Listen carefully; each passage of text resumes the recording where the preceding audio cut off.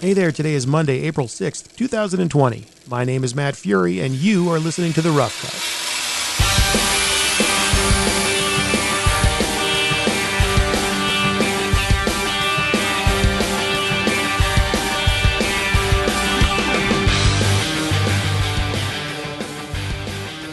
Hey there, welcome back to the show. Another good one for you today. Our guest on The Rough Cut, editor Doug Abel. Doug has a career rich in both documentary experience as well as TV comedies. So you put those two together and it should come as no surprise that his journey has led him to our current cultural obsession, our light in all this darkness. I speak, of course, of Tiger King and all its murder, mayhem, and madness. Yes, 7 amazing episodes of What the Hell Did I Just See? Only a story this true could be this insane. As they say, you just can't make this stuff up, and it really couldn't have come along at a better time. It is a thoroughly enjoyable distraction if you're cooped up by yourself, but if you can share it with a friend, that's even better. Which is why I'm so happy to be joined today by my good friend, the Tiger King of West Hollywood, our man in La La Land, avid video evangelist Burbank Mike Krulik. Michael, it is great to see you, my friend. Finally, at long last, how have you been? Doing all right. How are you doing? You know, as well as I can, kind of like everybody else. Yeah, I think we're all on the same page here. How are things out in LA? We miss you. We'll be excited to see you when things pass. No, things are fine. We're working a lot with our customers to try and help them work remotely. And, people are successfully working from home. And, some of them are even enjoying it because they can spend more time with their families. Well, that's good. And it's good that you've been helping. What have you been doing other than that to keep busy on the Avid side? What's new? What's the latest and greatest? Well, we do have some stuff that we're working on, some new features, some new things. We were supposed to have NAB, but that's not happening. So we are working towards that. But more importantly, and Jeff had a nice little speech online talking about, we're more concerned about our customers and helping them at this point. Good. Have you, on a lighter note, in other video news, have you seen The Tiger King? Who hasn't? I don't know. I actually, I don't spoil it for me. I've only seen, a couple of the episodes, but yeah, definitely have been sucked into that a little bit. Well, you are going to enjoy hearing from Doug Abel, editor of Tiger King. Tons of great insider insight to the people in the movie as well as the people that made the movie. In fact, I would go so far as to say, granted, this podcast is all about editing and post-production, but if you have a friend, and I know you do, that's not so much into the whole editing thing, and they just love the show, love the series, and they want to learn more about it, I would absolutely recommend them listening to this podcast because, as a rule, we try and keep it about storytelling because that's the point of The Rough Cut, is to reinforce the notion that the editors are great storytellers. They're not button pushers. But we definitely, on this one, really just keep it to the history of Tiger King, Doug's history, all the insider stuff, things that didn't make it into the series that are even wackier than what made it in. So I can't wait. It's a good, well, you're not going to have to wait any longer. Why wait at all? Ladies and gentlemen, Mr. Doug Abel.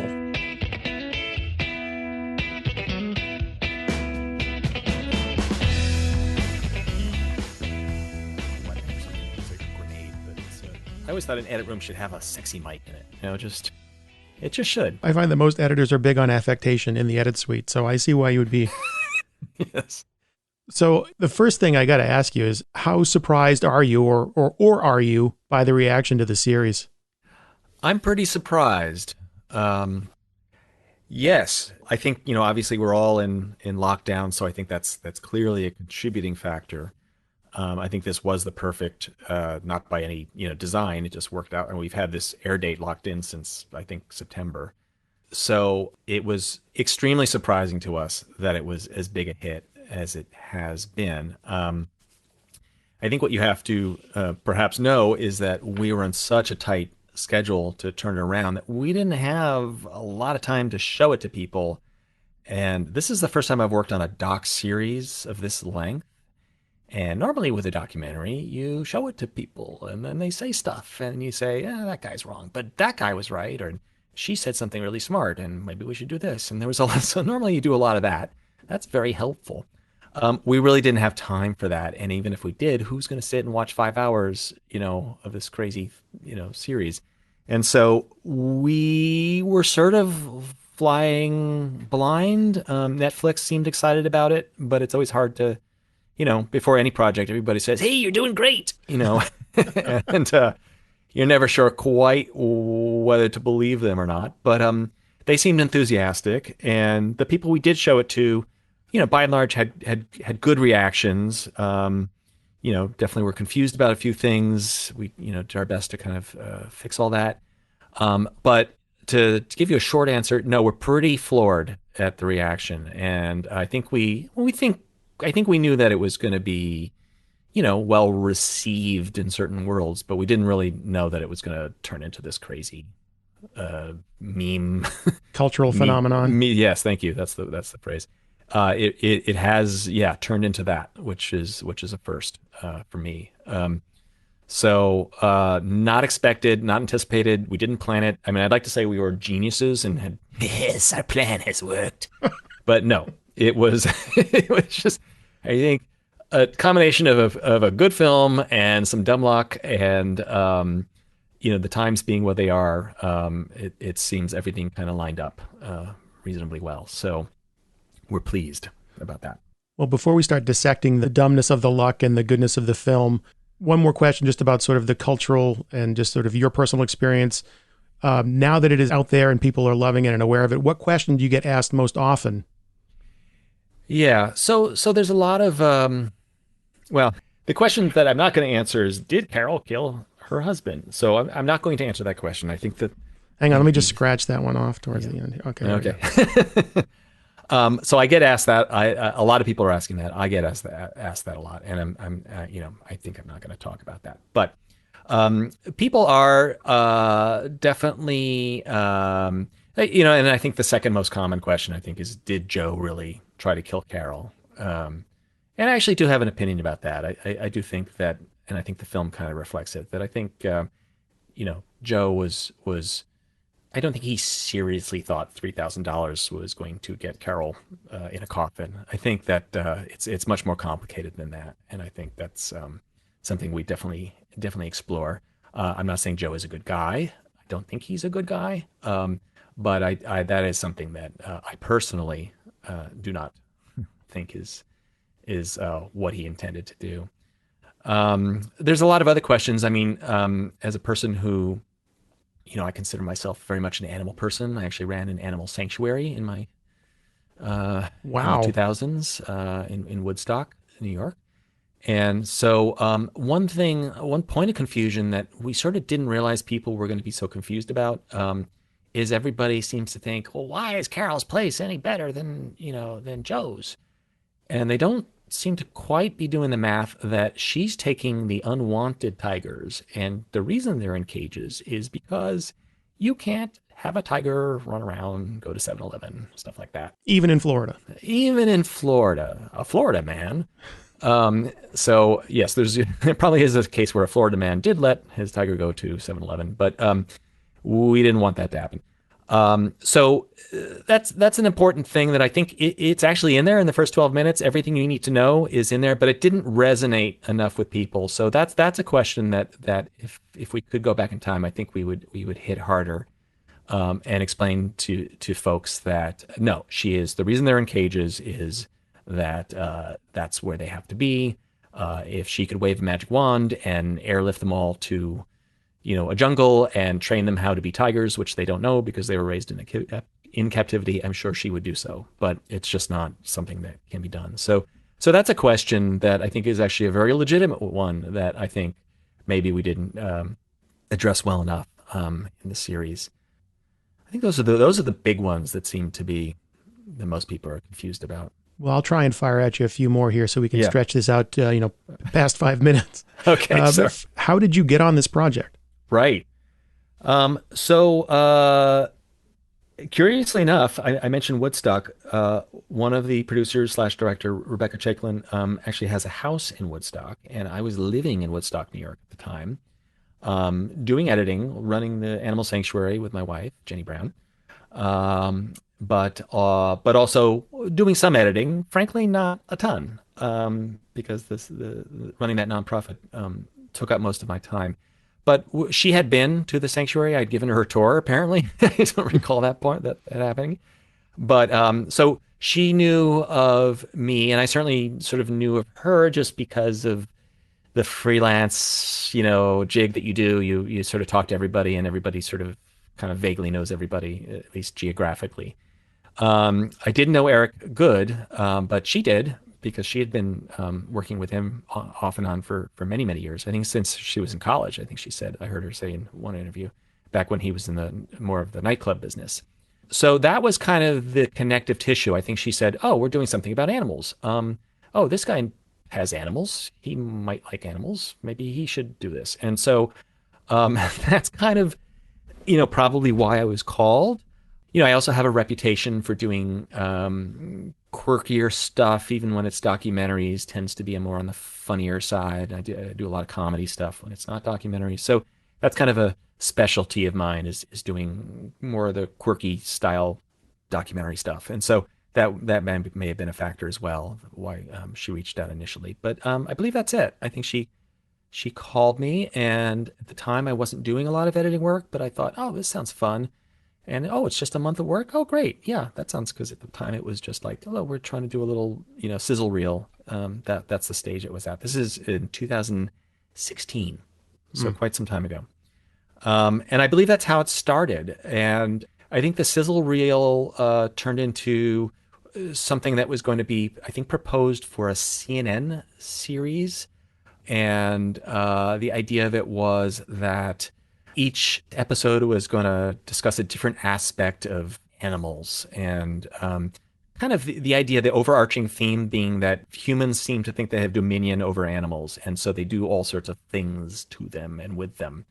And so I think at the time the idea was like, oh, we'll have one episode that's about tigers, and we'll do one that's about the reptile business, and we'll do one that's about canned hunts, and one that so each one was going to have a different focus. And that was in the genesis of this project, it wasn't just tigers. We were doing a thing about some guy with snakes, and different aspects of there was even going off to somewhere in Asia where there was one of these bush markets where you can get all sorts of animals grilled on a stick, and including dogs and cats. And so there was different avenues that it was going to explore. Then the election happened, and things kind of got interesting politically. And I think CNN said, you know what? We've got plenty on our plate, plenty of stuff to put on the air. So we're not so excited. So it kind of got put on hiatus, and I sort of didn't expect to hear again about it. But we did loop around, and I believe a pilot was produced, but I had nothing to do with it, and CNN then passed on it. But I think it was on that concept, the idea of doing that. But then we the producers decided to loop back around, and let's see what we can do. Maybe this could be a great feature film. And at that time, the experience that is depicted in episode 1, you see the director, one of the directors, Eric Good, experience this scene where he's at a reptile dealer and learning about venomous snakes, and some guy shows up with a snow leopard in his van. And so at that point, that scene had happened. And I think what it did lead, I mean, that's a very true scene, to the extent that it was actually not very well, filmed at the time, because they didn't really expect this to happen. And it's confusing what's happening. So it's the only scene in the entire episode that we sort of use voiceover to explain what's happening. But we thought, this is such a weird and true moment, we have to convey this. And so that's actually what happened. And Eric said, why is there a snow leopard? And they're called snow leopards because they like cold weather. Why are they being a snowbird right now? And that did really lead him on this path. And so at that point, I think we knew we wanted to focus in on the world of tigers. And they started filming interviews, and we got to a point where we thought enough material for a feature-length film, and we called it the HBO cut, because the idea was, well, maybe HBO will like this. So if we call it the HBO cut, then that's just, that's what happens. You just call something, and then the next thing you know, that's what you call it. So we got there, but it kind of got to a point where we realized we didn't have, we got as far as sort of hearing that Carol was reputed to have done something to her husband.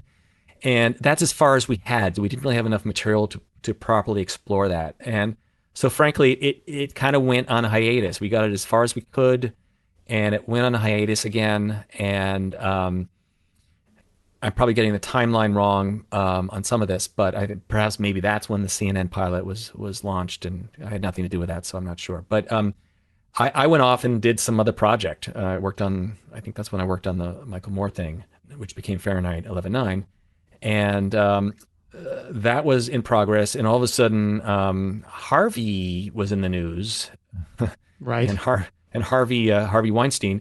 And it turns out that the Weinsteins were funding the project at the time, so the plug was just pulled on that film for the time being. So all of a sudden, I had a lot of free time, and I had been in touch with Rebecca, and she said, "Well, we're doing more stuff on this tiger thing." So I came back, and that's when I think we started to kind of realize, gosh, there's more here than just a feature-length documentary. And so they were filming like crazy, going around. And of course, every time they filmed with somebody would say, "Well, do you know about so-and-so? And wait, who's that?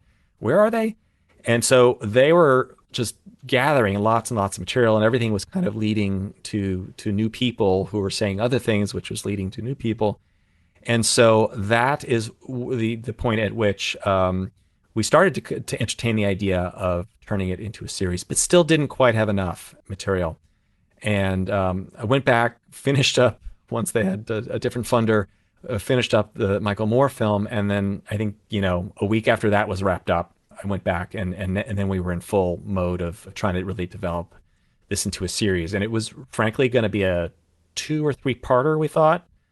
But then things happened, like Travis met a very unfortunate end, and Joe got into trouble and ended up getting arrested, and these new people came in. And so the producers dutifully kept running down there and documenting things when they could. And then also new people started, entering the picture. There's folks like, it was, I guess, right around this time last year that Barbara Fisher, who's the woman who worked at Doc Antle's, they were able to find her and convince her. She was very reluctant, but they convinced her to do an interview, and she's phenomenal. I mean, the whole Doc Antle thread wouldn't quite work without her. And then even later, I actually looked it up recently. It was June of last year that the interview with Rick Kirkham was filmed, and he is the fellow who's everybody thinks he's a Coen Brothers type character. He does give off that vibe. He does. He's a great storyteller. He's got a great voice, and he's got the cowboy hat. And he was actually, was it Finland? He's somewhere in Scandinavia, in northern Europe somewhere. And so Chris Smith, who at that point had joined the producing team, flew off there, and we thought, this is just, who is this guy? The only reason we were pursuing him is because he had been mentioned as potentially involved in burning down the Crocodile House / studio. And, we came back, Chris came back and, was so excited. He sent an audio file he said, "You're not going to believe this interview." And we realized, oh my God, we've got our Greek chorus. And around the same time also, we also, Eric Good filmed the scene with Rinky, who's the fellow who's got the 2 prosthetic legs. The manager. Yeah. Yeah. And he did a very deep dive. We started to get into the deep dive stage of interviews where the interviews would run 3 or 4 hours. And between those two, we suddenly realized, wow, we've got different people telling different sides of the same story now. And both don't seem nuts, unlike a lot of the characters, Rink and Rick do seem like reliable witnesses. And so they can speak plainly and describe things. And so that's kind of how it developed. And then once Joe got arrested, we realized, well, maybe we should do 4 or 5 parts. And we didn't really know what was going to happen. And frankly, Joe's trial took forever. We kept hearing, oh, he's going to go on trial next month. And it got delayed and delayed and delayed. And in a way, that was a blessing, because it gave us, since we couldn't really follow that thread, it gives us lots of other threads to follow down. In the meantime, all of these machinations were going on with Jeff Lowe and all these other sort of seedy characters who and James Garretson and these types of folks. Some of that came to light, and anyway, long story short, we just kept saying, well, could we do 6? Well, maybe we could do 7. And I've never worked on a series where like the episodes just kept getting like you just kept adding on. It was like, I mean, I've joked about it, but it's like quite true. It's like we were flying the airplane and building it at the same time. So that's kind of the genesis of how it happened. It was just serendipitous and bizarre and really crazy. And, you know, on a daily basis, there'd be some other, you know, in the same way that now you turn on your Twitter feed and then somebody's come up with this hilarious meme or something like that. It was sort of like that. I'd come in and, you know, when I was working in New York City, I would come from the Upper West Side and I'd hop on the, you know, the B train would be delayed and I'd get in the office 20 minutes late and everybody would be sitting around a table and I'd go, oh God, what happened? Well, Joe he just revealed that da da da. So there was just a lot of just being nimble on the project and just being very organized also, so that you could find that old scene that you cut that all of a sudden is relevant where it seemed like silliness before. And that was a great summation. I'm floored. You know, just as a quick aside, the one thing that surprises me the most, because as you're watching this series, what you just said, and I'm watching, I'm like, well, this couldn't have just happened this way. These things couldn't have evolved as they're doing this, because that is how you feel as you're watching it. But you know, like, I'm a much more sophisticated viewer than that. There's no way it could have played out like this. And then here you describe, yeah, it's kind of, we were not making it up as we go, but we were being nimble and responding to these events and learning more and going down these rabbit holes that eventually turned into this amazing series. Yeah, I mean, there's definitely a dividing point. I think at the end of probably episode 4, that's where you sort of start to catch up with reality. So, you know, 1, 2, 3, and most of 4, I think, you know, had been baked in various forms. And so it was sort of from that point on is where, you know, where things start to get much nuttier. And you're right. If it feels that way, it's because it sort of was that way. I mean, it really was, you know, Eric, bless his heart, he loves to drive, and he would just drive one place to another with this camera guy, Damian Drake, and they just sort of were in it. He would disappear for, you know, 2 or 3 weeks sometimes. Not that you can really drive from Florida to, you know, Oklahoma, but, you know, so they'd hop out on a plane in between. But I mean, they were in it, and so it does have that nice feeling, and we like that feeling that you're seeing stuff happen. We're also lucky in that people record shit. Excuse me. Yes, excuse my French, but you know, people have phones and record stuff, and then for some reason they hand it to you and say, "Oh, here, I filmed me yelling at Joe about him embezzling funds." Oh, well, thank you.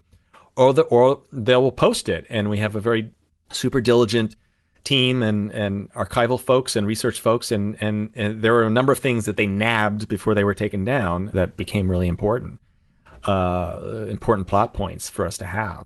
So that was definitely all in play. The other thing was sort of this dribbling out of footage.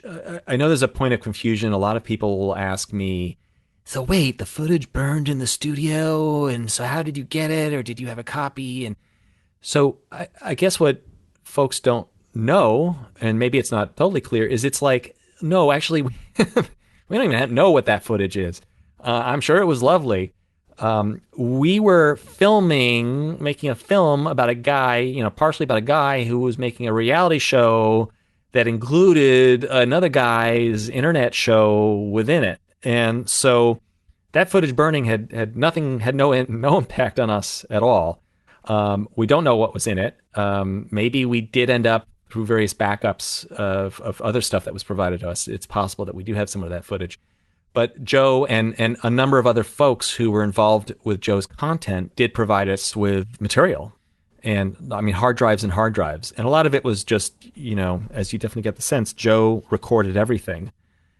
And when the GoPro came out, it would have been a good time to buy stock, because Joe had one of those strapped to somebody at all times, you know, including like his lawyer, you know, going visiting his lawyer, and, you know, him weed whacking. And so when they discovered, well, you can have an, you know, HD quality image from some guy wearing this on his forehead, let's go.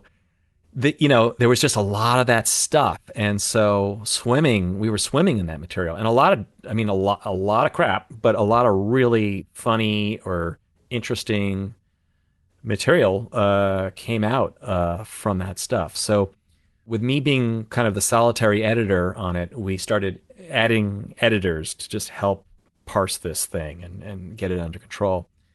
And so we added a number of them. I believe Dylan was one of the first to join us. And then I think Nicholas did. And we've also got Daniel Kohler and Jeff Richman, who I know from Michael Moore's projects. And Camilla and Pedro, or I know him as Pepe. And so we had a great team. And we used Slack, which I had always heard such bad things about. But we use Slack to kind of just keep everybody in the loop. Like, hey, I found this crazy shot of whatever that might work for your scene, Camilla. Or, and even when I was remote, it sort of didn't matter because we kind of kept in touch with each other that way. But yeah, we were able to sort of divide and conquer the project, and I touched every episode, but I focused mostly on the first two. And then I feel like 4 and 5 were probably the ones I spent the most amount of time in. But I did actually end up working on pretty much, maybe not 6 very much. But it was really, it was just kind of like, I don't know. I'm not a guy who ever played sports, but this is as close as I can imagine to a sport that involves sitting in front of a computer in terms of just handing stuff off and having to collaborate with folks. It was really... it worked surprisingly well. Anything that anybody did often ended up being useful somewhere. So, sorry, what was the question? Whatever it was, you answered it, and probably 5 more, so it's okay. And once again, gave me a lot of threads that I want to go pull on in a second. But Sure. A few times now you've mentioned Michael Moore. Sure. You've not only worked with Michael Moore, but also Errol Morris. Yeah. So you absolutely have a proven track record in docs. As we know, Eric and Rebecca both directed the film, but only Eric appears in it and interacts with the subjects, which is similar to Michael Moore's approach to his films, but not to the same degree. Was there a decision on not using him more often, or even as the central figure, to sort of kick the whole thing off? It was a bit of a stylistic thing that I think, from the point of view of Netflix, is I think they prefer, and this is where Chris Smith, who came on and had just done the Fire film. And so, he was able to kind of help push us in that direction. But yeah, it was, there were a lot of the interviews where we shot the traditional 2-camera, one camera on the interviewer, and he said, no. It's just kind of stylistically, that was not something that he knew. At that point we were still hoping to sell it to Netflix. It wasn't a done deal, but he knew that wasn't going to fly with them. And it was interesting that, with that challenge, it wasn't that hard to really work around. So you do see Eric in verite scenes, and that's fine. That's good. I mean, he's very good in that. But I think it was just a stylistic choice that we sort of don't want this to look like kind of an old school, Dateline kind of thing. And so... And then Rebecca did do some of the interviews, and you do hear her voice sometimes. We certainly didn't take her voice out, and substitute it or anything like that. So she was very involved and was usually on the shoots, or in some case doing them herself. But I don't think she appears on camera. But yeah, it was mostly just a sort of a stylistic thing. I mean, after a certain point, also they were running 2 cameras on the subject, which helps with editing, obviously. But there was lots of really colorful footage to go to and great stills. And so we were able to, deal with any kind of ugly jump cuts. And there are also some jump cuts in there, because who doesn't love a good jump cut every now and then? Sometimes it's just like, no, this is sort of what it is, guys. If it's a great story, you don't notice. And I don't remember any jump cuts. So that tells you what I thought of the story. There are a few, but I think it's okay. And, there's that old trick that as long as the jump cut sounds good to the ear, you sort of forgive it, but if it sounds weird, you think, oh, what are they doing? They're pulling a fast one. They're manipulating it. Well, were you worried? I mean, I know not that this isn't an important story, but when you're working in more sort of journalistic documentary style you always have to walk that line of, okay, I want to make sure the story is cohesive and the audience understands this, but sometimes in order to make that better, I do have to manipulate time and space and what somebody's saying. Was that something that was kind of a concern here, or you struggled with here? Like, I want to make sure that I tell a good story, but I also want to make sure that what the viewer learns and knows is the truth. Yeah, I mean, I think it became more of a concern the further along we went, and is certainly during, kind of the fact-checking stage of things. And as you can imagine, Netflix, they know a lawyer or two, so we definitely had folks kind of asking a lot of really good questions. I mean, I subscribe to, as long as you're keeping the original, intent of someone. Obviously, you don't want to say like, I murdered Joe, and I murdered Joe. You don't want to, obviously misrepresent what someone said. But I mean, obviously, if you need to replace, if someone says a word unclearly and you grab the word from somewhere else, or as they say, for brevity and clarity, you certainly have to do that. I think on any documentary, you have to kind of make things, digestible so that you can understand it. So, but I think the team who was on it, everybody understood that well enough to make sure that you're not doing anything that's going to, misrepresent what someone meant. So I think we were in good shape on that. And the interviews were thorough, I mean, they were, as I mentioned, they would run, I mean, an hour would be a short interview with somebody. So we, by and large, between that and looping around and asking the question again, or getting if we were lucky enough to get a pickup, and have them loop around and say, hey, can you get them to explain that better? We certainly did that with Joe and with Carol, and a little bit with Doc, but Doc would mostly just yell at Eric for asking the question again. And he still is. He still is, which was funny. I mean, some of that ended up being included in there. I think we had enough time on the big topics to either build it properly or get it better if we needed it, or get somebody else to fill in a hole. I mean, there aren't too many things, aside from kind of the confusion about, well, wait, how do you, didn't the fire burn all that footage?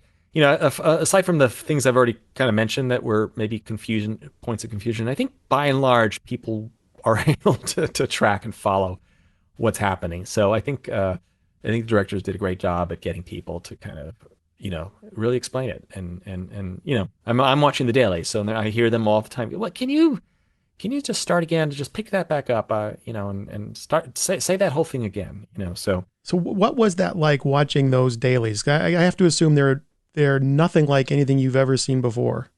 Yeah. I mean, a lot of the more outrageous stuff wasn't necessarily our original footage. I mean, like a lot of the stuff of obviously Joe, getting dragged by his foot across a field by a tiger. We weren't filming that, in full disclosure.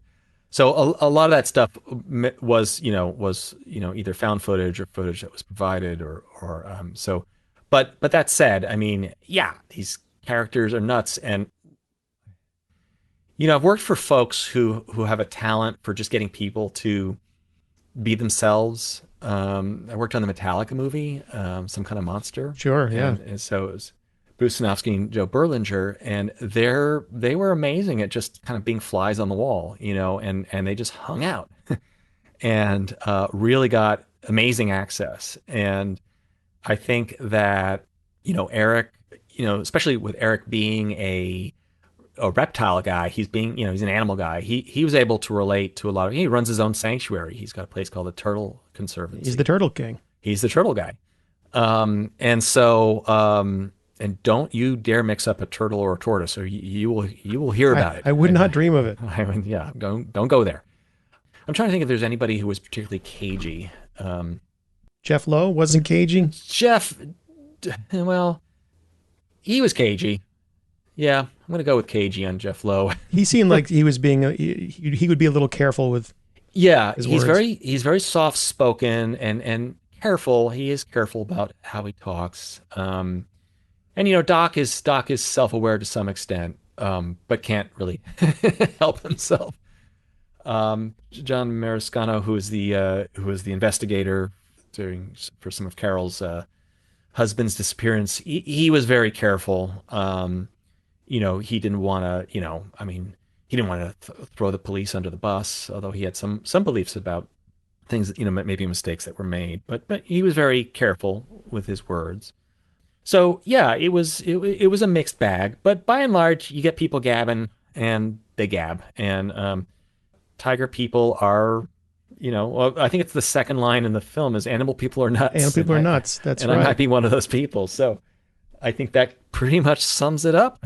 Well, that's why we put it up. In the first 3 minutes, actually, even in the first minute, without really introducing anyone, you have to set the context for the series. You have Kirkham in there, starts off and says, nobody would believe this. And then through sound bites from the news and from the interviews with John Rinke, we're told that, this is a story about animal people. And then more specifically about big cat people who are nuts. And then who would believe it all would have ended up with Joe being in jail for murder for hire. So right there in your first 1 to 3 minutes, you have to lock in the viewer and let them know this is the ride you're about to be in for, but it's going to be so much more than that. And that seems to be like a very critical part of the series, film, whatever you want to call it, to work on. Did that just sort of come together, or is that one of the more challenging things that you had to manage? Yeah, that scene got a lot of, there was a time when we would just put up a slate and we would say kick-ass opening scene, because we knew it had to be great, but we knew it was going to be hard to strike that balance. A lot of that stuff was from kind of material that had been used for various sizzle reels. So it wasn't so much that, it had been built in various forms, but it was Netflix's prodding. And, part of this was it was definitely a learning curve for us to edit something that you want people to binge watch is kind of a new thing for me. I mean, you obviously want people to be interested and you want them to watch it, but the sort of, the science and art of producing something that will keep people watching. And it's not just about the cliffhanger, it's about how it's sort of couched and presented. And so they were helpful in kind of, for example, one thing they said that's very important is you really need to know that Joe is in jail, because we did have a cut where you didn't learn that until the end of the first episode, and he's all of a sudden you hear him from jail. So they were helpful in saying, no, in order to kind of be invested, you kind of know that this is gonna be a little slow and a little weird and a little quirky for the first 20 minutes, but you just got to know that it's going to end up here. And so that's in the back of your mind. And by the time that sort of starts to fade in your mind about the cold open, at that point, that's when episode 1 starts to kind of go back and forth a little bit, and you start to get a little bit of a sense of the flavor. So that scene was passed around, and Nick ended up, I think, doing the final pass on it. Music also, we had a lot of back and forth with music in that scene, because it's a music driven scene. But yeah, you flag something that kind of does couch a lot of the themes you're going to hear, and it was something that got a lot of TLC. We just sort of had avoided it for a long time, because we knew, oh boy, this is so important. What do we do? With Joe wasn't incarcerated until January, if I'm correct. I could be wrong, but he wasn't locked up until this past January, just a few months ago. No. He's been locked up for some time. He's been in jail since June of 2018. And then his trial was supposed to be in the fall, but didn't end up being until the next, I want to say April or May, maybe it was March. So there are all sorts of legal things that they just ignored. I mean, I think by law, you're supposed to have a trial within a certain number of time, and you're supposed to be sentenced after the trial within a certain amount of time. And everything has been completely stretched out for whatever reason. The legal system in Oklahoma is completely overwhelmed. I think we're diverging into a strange topic, but I think they use private prisons down there. And I think they've taken on a lot of the folks who are coming across the border down south, and I think they overloaded their jail with cases, having to do with immigration, and I guess just in order to kind of make more money. And Joe really got kind of sidelined by all this stuff, and his public defenders were very absent, and everything just got horribly stretched out for him. And I think to this day, even though he's been sentenced, he's supposed to be in a federal prison, but he's still in the same crappy. It's a regional. I guess there's a difference between a jail and a prison. So he's still in a local, basically, county jail kind of situation. And so he apparently hasn't been outside in like a year and a half, and has barely left this room. And yeah, it was something like a year ago. He was convicted, and then the sentencing was supposed to, I think by law, it's supposed to happen within 3 months, and it just kept getting delayed and delayed. So he didn't get sentenced until middle of January. And literally, I think they were at the conform, and we just had Joe was sentenced to XX years in prison, because we knew he was going to get something, and I had guessed 28. I just typed in 28, and he ended up getting 22. But we were in the conform adding that. That's how late in the process we got that information. And that is why I brought it up in the first place, is to try and figure out, certain things are coming at you at the last mile, and you're having to go back and work those in. Could be as easy as just putting an exclamation point on something, but it could change some of the narrative somewhat. It did. There was a lot of anxious. There were a lot of days where we didn't sit down to edit until after lunch, because we had gotten, new footage the day before, and somebody had screened it and was debriefing everybody, and we were deciding, oh wow, that really changes things. For example, one thing that kind of changed pretty dramatically is the relationship between Tim Stark and Jeff Lowe. Tim Stark was actually a much bigger character, and we ended up really throttling him down, because the problem is the Tim Stark story continues. In fact, he's only 25 minutes away from where I sit right now, is where his place is, and he's really we didn't have an ending. We realized as it kind of evolved, it seemed like they were going to go and start this new place, but then it fell apart with Tim and Jeff. These big cat people, they're all a little nuts. They're all a little nuts. So we realized, oh boy, this story we're not going to have a neat ending to this. So we ended up throttling him down quite a bit. And there is some really great material with him that is on the cutting room floor. Can I ask you, in terms of cutting room floor stuff, because this is a comment that Doc Antle made. He's like, I thought we were making something different. And he's like, I can tell you there's a lot other stuff that's on the cutting room floor that I thought was going to be in the movie. Are there things that didn't make it that you wish had, or things that did make it that you wish you could have elaborated upon more? There's some great scenes that for legal reasons we couldn't put in. There's a great scene that talks about Joe's not actually being the singer on his music videos, which is very funny. But we had gotten some late breaking legal information that maybe he did actually sing on some of them, and it got the lawyers nervous enough that we ended up removing that scene. It also was a scene that, as hilarious as it was, it kept derailed wherever it was. It completely derailed wherever it was, and I think at that point we'd already conformed the first 2 episodes, so there was no way we could stick it back into those. And you also didn't want to lose that much faith in Joe that early. Like, you didn't want to know what a liar he was that early. So it was one of these scenes that just kept getting passed around. Everybody loved it. So that's one that I regret didn't make it in, because it's quite funny. He actually goes to like a state fair midway, and he's got his song playing over the loudspeaker, and he's interviewing all these young women. Like, hey, what do you think of this song? And they're like, I don't know about it. It's all right, I guess. That's me. Oh, it's you. It's just, he's such a. Well, I want to give you a quote from Eric Good, the director, that I came across.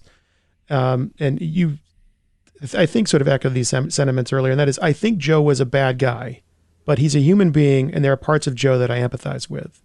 And when I read that, it reminded me that as I'm watching this, I really thought you made an honest effort to paint a picture of Joe and Carol, paint a picture of their humanity and backstory and the hardships they each went through. So even though they're such out of the ordinary, and certainly in Joe's case, over the top characters, the audience has some idea of how they came to be who they are today. And as a storytelling mechanism, were those conversations that you had amongst the editors or with Eric and Rebecca about making sure to balance out the crazy with the more relatable aspects of these people? Yeah, definitely. And different people had different allegiances to, to characters and different feelings about them, and you had to kind of reconcile that. But I think you're right. I mean, I think Joe is you recognize you sort of know that guy. I mean, like obviously we don't know anybody's crazy as him, but there's aspects to him that we all recognize. And Sylvia Corkill, who's the woman who's the she's like the news reporter at the local Oklahoma station. She put it well, and I think actually this line ended up getting cut out, but it was a great line. She said, all Joe really wants is he just wants to be liked. Like whoever he's with, he is saying whatever he thinks will get you to like him. And knowing that he had a rough upbringing and and all the crazy stories about his father refusing to shake his hand once he came out of the closet, and all the crazy injuries he's had, and it just seems like there's a little bit of a dark cloud that follows Joe wherever he goes. Um, you definitely feel for him, and he has that kind of childlike aspect. That said, there's a lot not to like about Joe, and I do think that people kind of lose sight of the fact that we show him doing horrible things, and in many ways paint him in a terrible light. But still, somehow the takeaway for most people is I think they kind of do sort of recognize the humanity in him, and he seems to have sort of become again like this sort of cultural phenomenon. And I think a lot of that happens just he gave us tremendous access, and whatever we didn't have access, we certainly had GoPro footage of. So there was no aspect of his life that we didn't, have. There's another scene that I'm pretty sure got cut out, where he talks about his Prince Albert, which I don't think that's been in the news. So since he's done interviews since this has come out, he's talked about how it's affected, or maybe he just uses the Prince Albert line all the time. But he's right. talking about the celebrity he's enjoying now, even in jail. Yeah. And I think he's a little delusional. He also hasn't seen the film because they're not going to show it to him. He doesn't get to watch that kind of stuff. So I'm not sure that he's going to. So he knows it's a hit, but he has never seen the film. Well, and that's correct. And he doesn't need to, because it's like the king of comedy. I mean, I think he's imagining he's the Rupert Pupkin of animal trafficking. He is definitely that. He's got a laugh track playing behind him at all times, I think, and canned applause. So yeah, I think in his mind he's the hero of it. But he is, people definitely, he's sort of galvanized with people to some extent. So I think there's something to be said about that.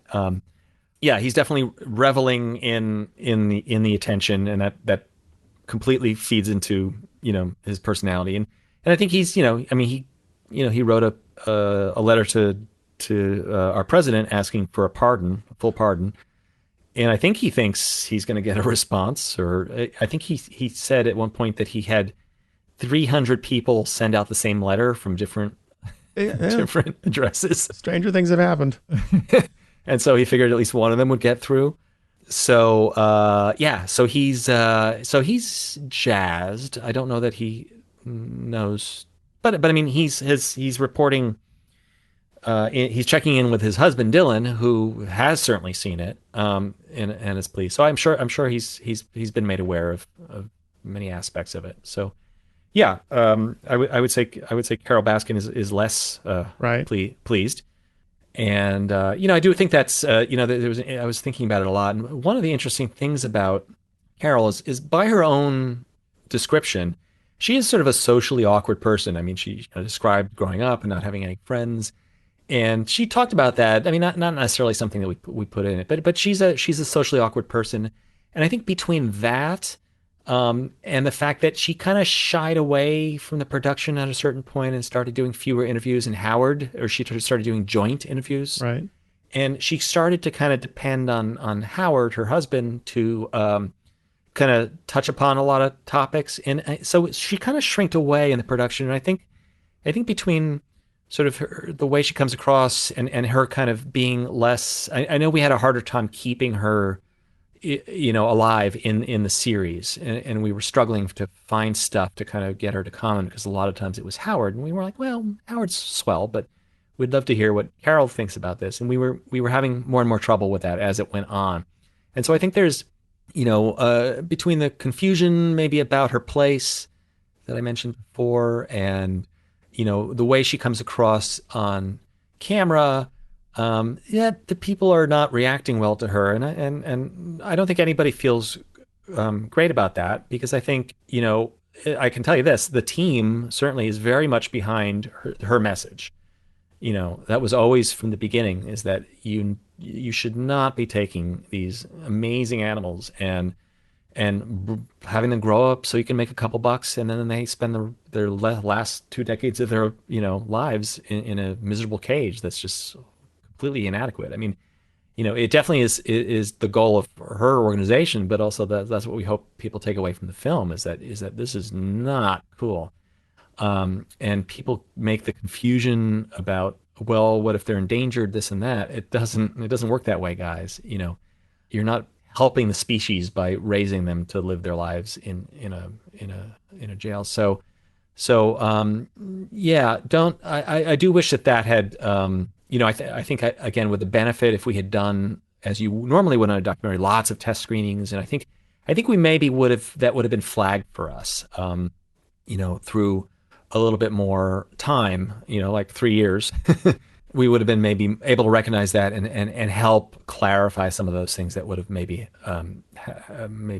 helped her come across a little bit better. But I think there's just something about the way she comes across that she kind of just rubs people that socially awkward element of her. Yeah, it is, and people don't connect with her on the same level. And so between her not really actually being as much of a presence, and when she is a presence, it's not a happy. She doesn't. I mean, it's sad to say, but like, she's not saying happy things. She's saying things she's telling you about all the bad stuff, and she's providing the buzzkill. And so I'm not loving that. It's maybe affecting her in a way that wasn't intended. Let's put it that way. Definitely was not the intent. A lot of times, editors in documentaries, oftentimes you find yourself, I wish I had this piece to work with, or I wish I could get this story across or get the point across in a better way if we had gotten this shot or this scene or this interview or this whatever. Sure. In your case, as you've illuminated, you had an embarrassment of riches, it seems like, of just different kinds of footage and elements to work with to put this story together in the manner that you needed to do it. Could you just walk me through all the different types of elements that you had and how you might have organized them? Yeah. Through strange acronyms. There was, if you saw JEPA, that was Joe Exotic Personal Archive. And then there was confusingly, he only seemed to hire people whose names started with the letter J.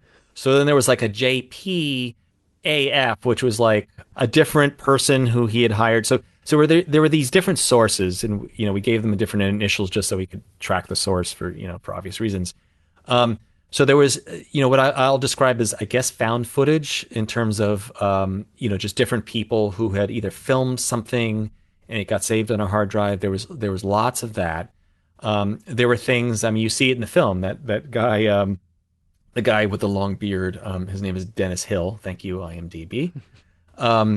You see him riding the motorcycle with his ZZ Top beard, and he's the guy who literally handed us. He said, "Oh, yeah, I've got this VHS tape of that Carol produced in the '90s. You might find this interesting." We did, and that was sort of a interesting one for the lawyers to parse through.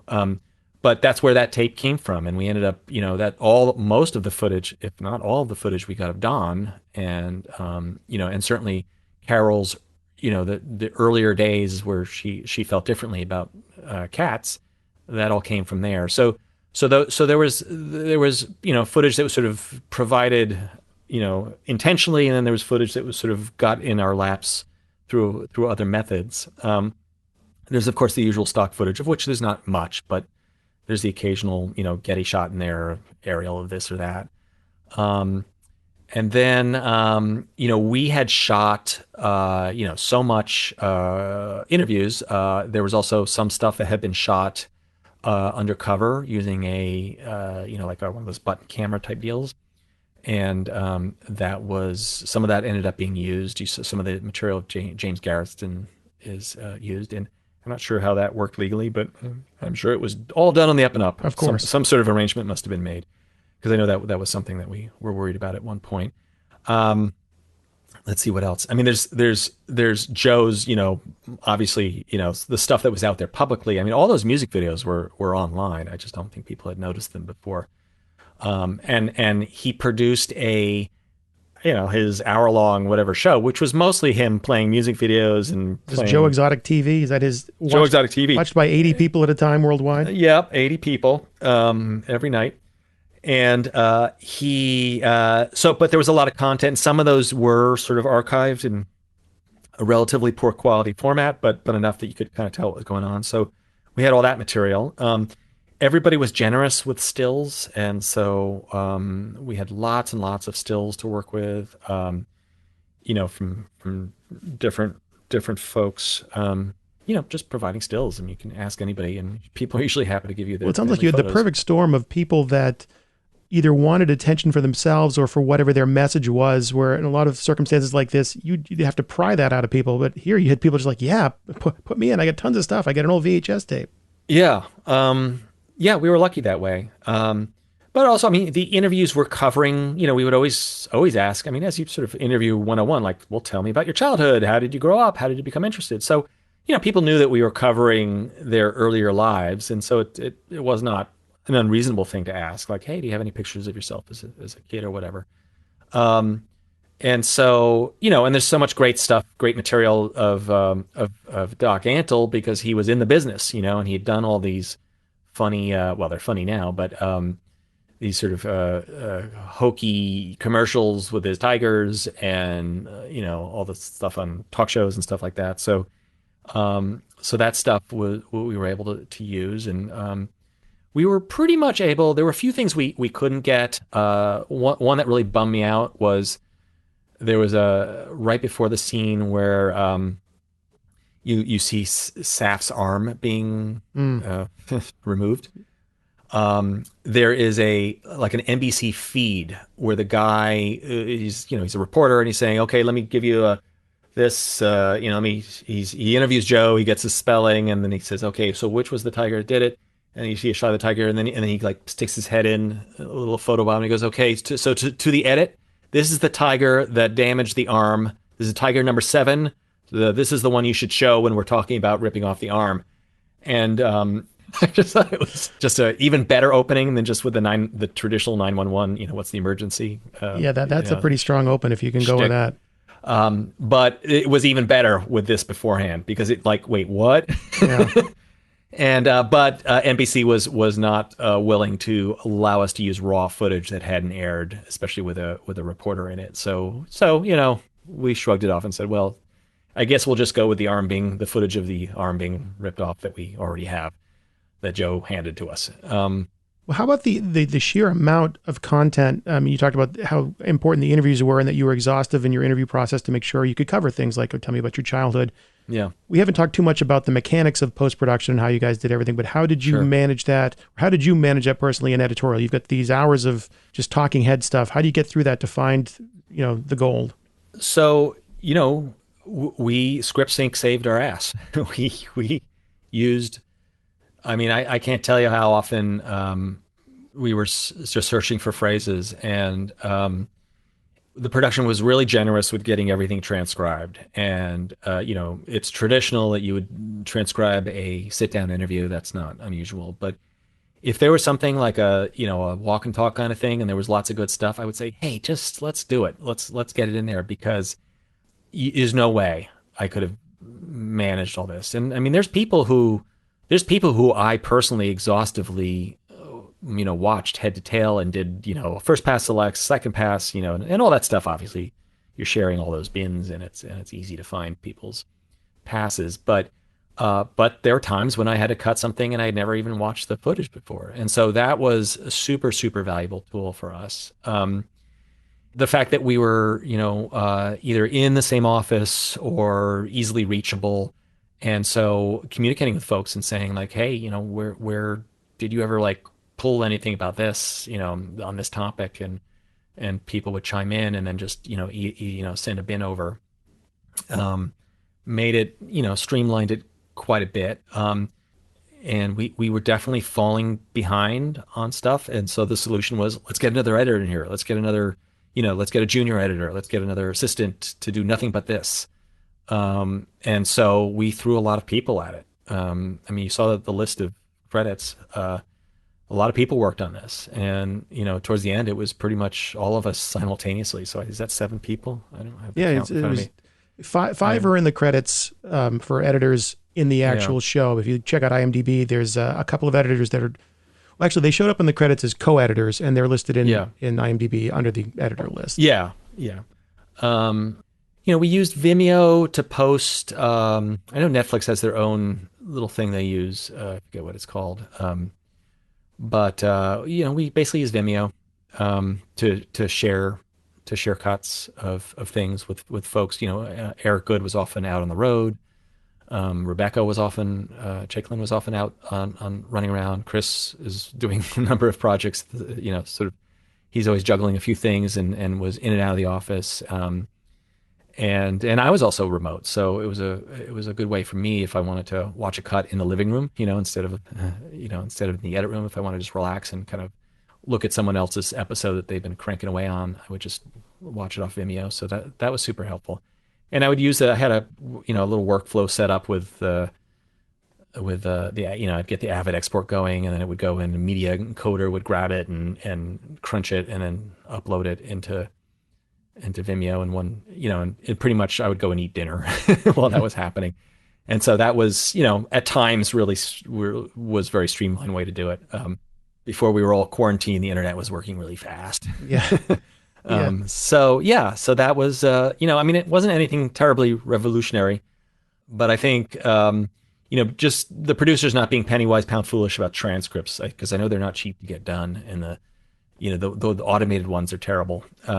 And you're also dealing with a lot of thick accents in this. So I don't think that would have done well. So no, they had human beings, transcription services doing it. And that really helped us a lot, because it just helped us find stuff. I mean, so many gems were found by doing that.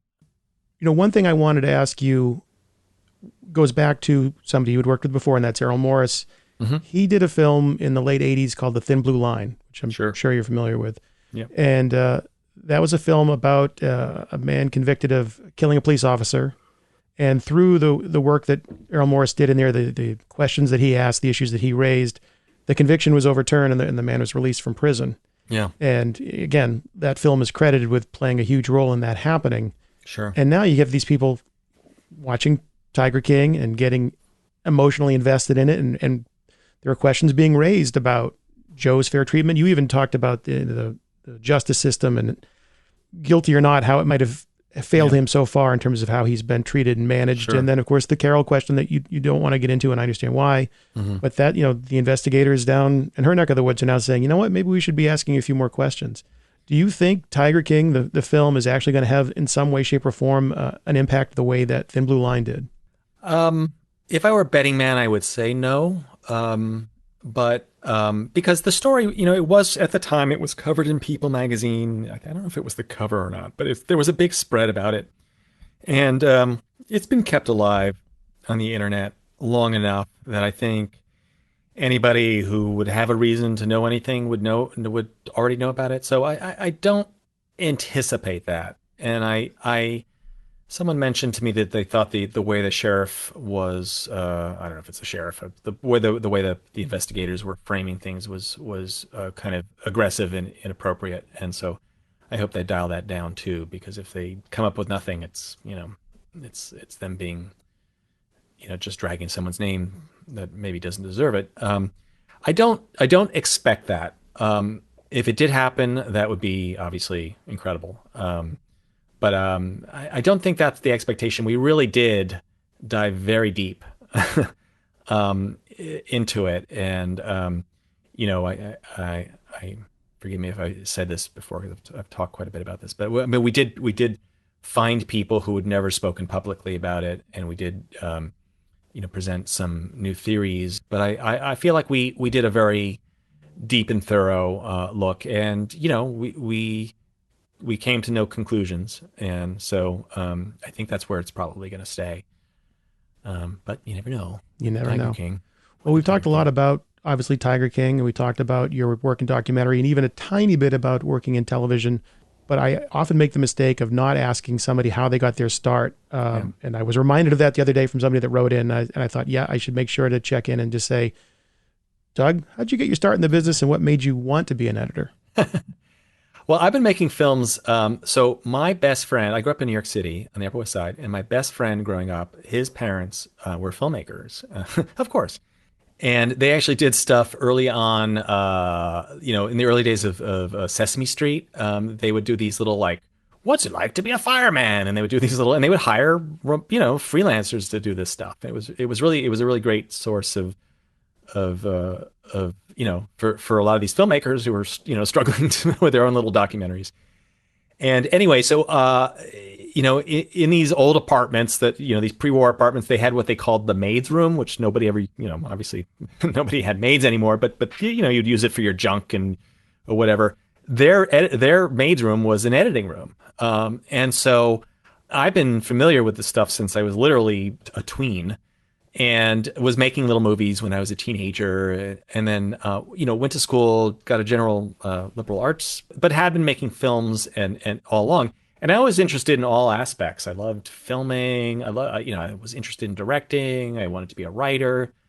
But in the early '90s, when I got out of college and I was working on these low budget features, back in the day, to get film equipment inexpensively, you would shoot in the winter because all the big features would use up all the equipment in the summer, and you could get it cheap in the winter. And I was in Alphabet City, running a Nagra, and we were outside at an abandoned gas station shooting a scene, and I was really cold and very unhappy. And I thought, when you're an editor, it's usually room temperature, and there's a bathroom nearby, and if you want to get something to eat. So I started to think about that direction. And then just out of the blue, a friend of mine, Matt Davis, who's also an editor, had somehow made a connection and had gotten hired as just like this young editor to work on this HBO series called Hardcore TV.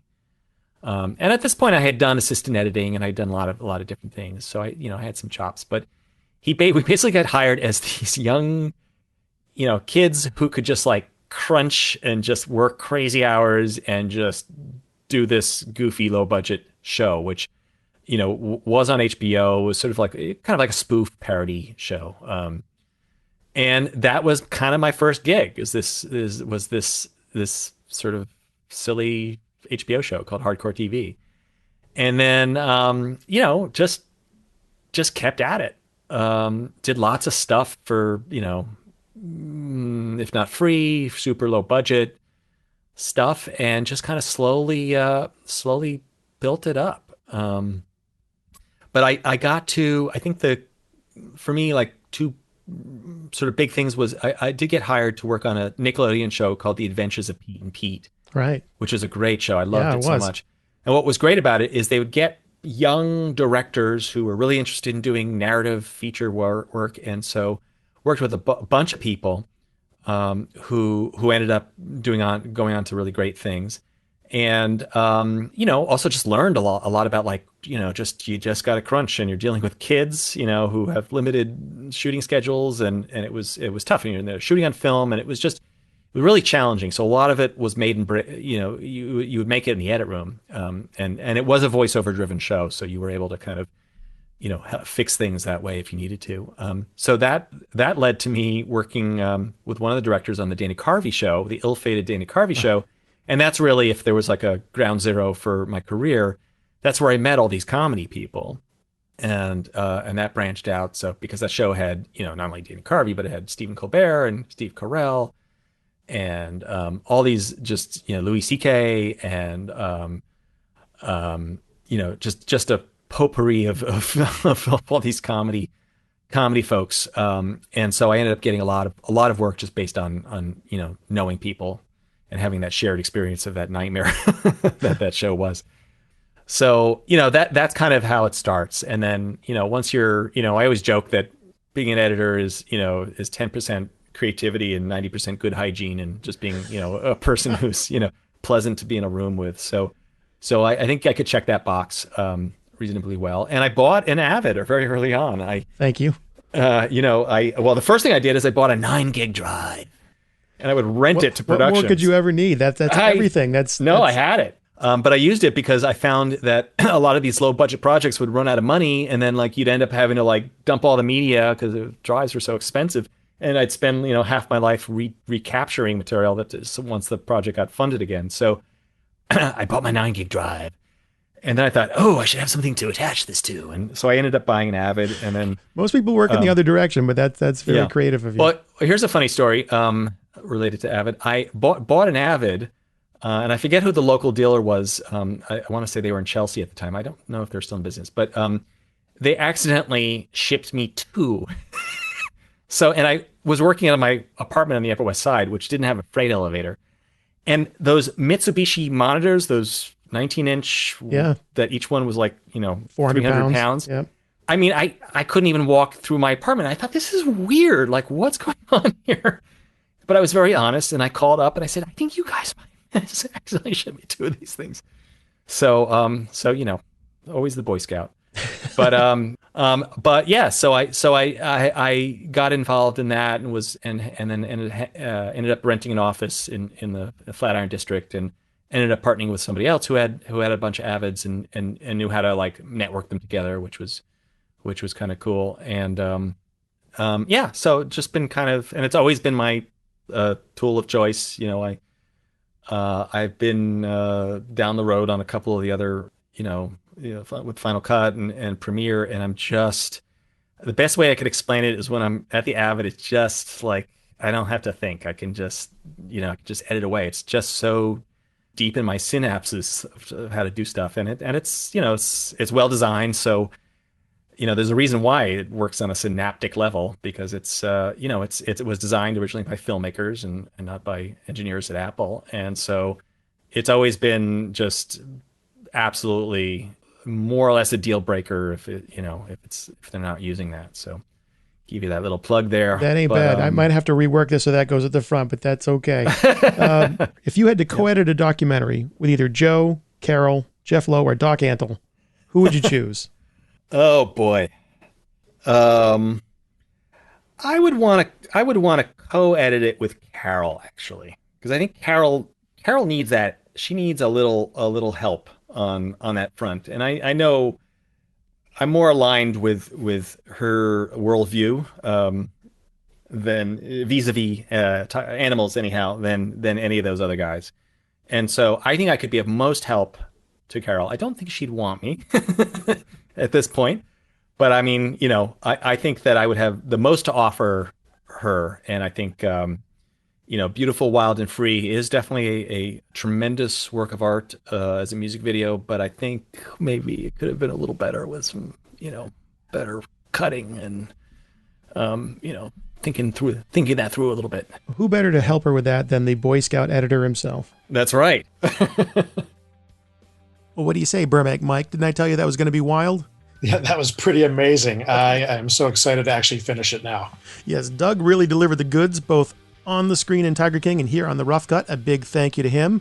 And Michael, a nice shout out for ScriptSync there, your favorite. I love ScriptSync, and a lot of editors do. It's pretty amazing. Well, there's got to be a tutorial video for that around here somewhere. If not, get cracking on doing one of those. I'll work on that right away. Yeah. And of course, a great way to learn ScriptSync is to download a trial of Avid Media Composer Ultimate, and I'll get you a link in the show notes. Hey, it was good seeing you, Mr. K. Stay safe out there in Happyville, USA. You as well, and everyone out there, please be safe. As for the rest of all you cool cats and kittens, I better be careful. Carol might not like me using that. Whatever. All of you stay safe, stay strong, and please stay inside as much as you can. For now, anyway. Until next time, this is Matt Fury, thanking you once again for joining me right here on The Rough Cut.